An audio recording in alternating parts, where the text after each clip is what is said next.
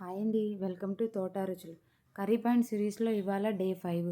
ఇవాళ కూడా కర్రీస్ ఎంతో నీట్గా, ఎంతో మంచిగా, మీరు తినేటట్టుగా, మేము వడ్డించేటట్టుగా ఉన్నాయి కదండి. చూస్తుంటేనే నోరు ఊరిపోతుంది కదా.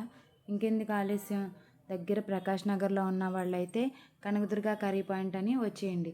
దూరంగా ఉన్నారనుకోండి, స్విగ్గీలో ఆర్డర్ చేసుకోండి. ఈరోజు సాటర్డే అండి, చాలా రష్గా ఉంది. ఎంత రష్గా ఉంటే మేము కడతానే ఉన్నాము, కస్టమర్స్ వస్తానే ఉన్నారు. అలా అని రాకూడదని నేను అనట్లేదండి, ఇలా రావాలనే కదండి 3 ఇయర్స్గా మేము కష్టపడతానే ఉన్నాం.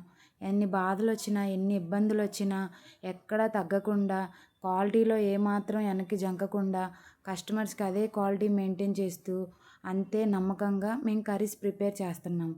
నా మాట అబద్ధం అనుకున్నారా? ఒకసారి మీరే వచ్చి చూడండి. మన కర్రీ పాయింట్ దగ్గర ఎప్పుడు జనాలు ఉంటానే ఉంటారు. ఎందుకంటే మన కర్రీస్ అంటే జనాలకి అంత ఇష్టం కాబట్టి. ఇంట్లో కంటే కూడా మా కర్రీసే ఇష్టపడతారు.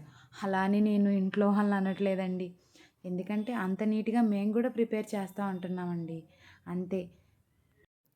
బయట ఎండకి పాపం కస్టమర్స్ నుంచోలేకపోతున్నారండి.